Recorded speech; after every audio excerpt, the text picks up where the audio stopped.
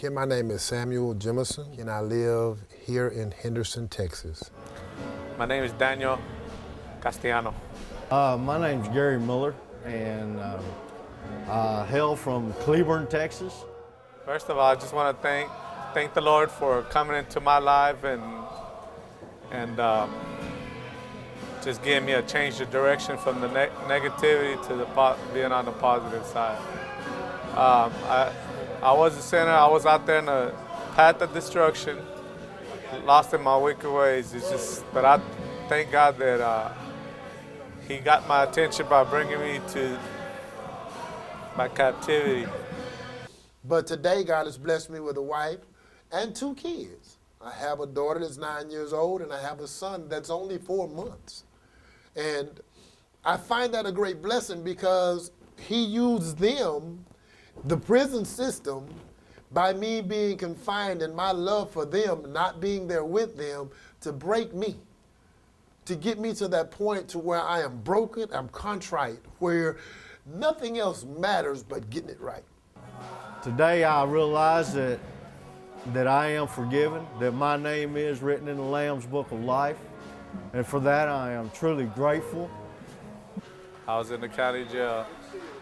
When I first got my sentence, right there and then I gave up my life to the Lord, and I said, Lord, I'm tired of doing things my way. You know, just my troubles are in your hands, and I will just show me your way. I received the gift of life when I was 17 years old. That was back in 1980, February 16th. I recall the day very well. However, for the last 37 years, I've made some decisions based upon lies.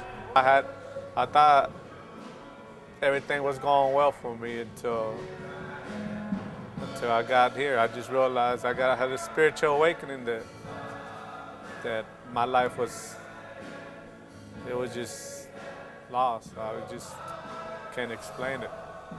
But I thank God that He's come into my life and He's showed me something different. Showed me that there's a better way to live than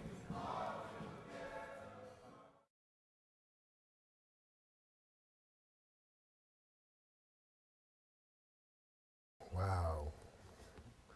Got a whole lot out of a class. It was the most inspirational class that I've gone to while I was at Bradshaw.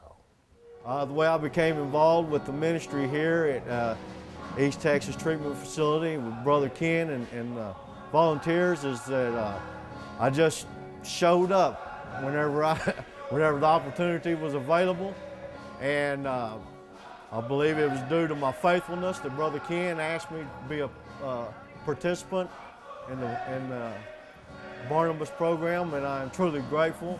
It is an honor to be a part of God's kingdom and to be a part of the program. Well, ever since I've got a chance to come into the church and to help out in the church, it's been a blessing to me because it's got me a whole lot closer to the Lord. And I also want to mention my brother Gary, which I fellowship with him in the dorm a lot, so that helps me out a whole lot. And this church is wonderful. It's given me a whole different outlook on things, the way things are supposed to be. Well, it was the studies more than anything because they opened up to us. They were more understandable than if I were trying to study and read on my own in the dormitory.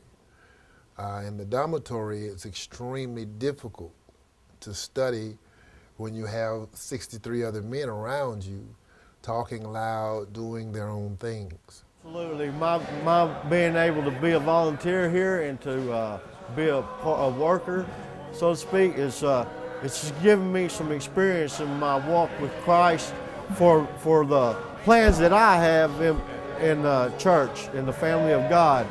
Now, of course, the Lord directs my steps, and my plans are to get involved with the Celebrate Recovery program outside the razor wire, as well as stay in contact through some type of jail ministry. And eventually I hope to be able to come back in behind the wire, so to speak, or the walls, and share the good news with those that have been deceived, such as I had in times past. Y'all have to excuse me because God has been so good to me. I used to drink. I used to smoke dope. I used to steal. I don't do any of that anymore. I don't drink. I don't smoke.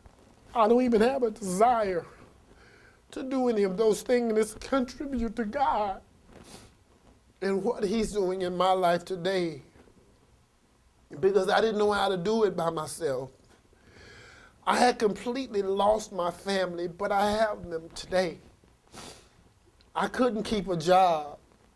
I didn't know how. I mean, I had a bunch of them. I've done almost anything a person can imagine, but I couldn't keep them. Today, I've had a job for almost 3 years in a place that literally no one would think or believe that I would be working. I mean, I work in one of the largest churches in Henderson, and for me to be here, oh my God, it's a blessing. It's truly a blessing. It's truly the hand of God moving in my life. I mean, I didn't have transportation. I didn't have a car. Didn't know how I was going to get one. And I came here, and a lady that had a car, her husband got sick and couldn't drive anymore. She sold me a car, $500 on time.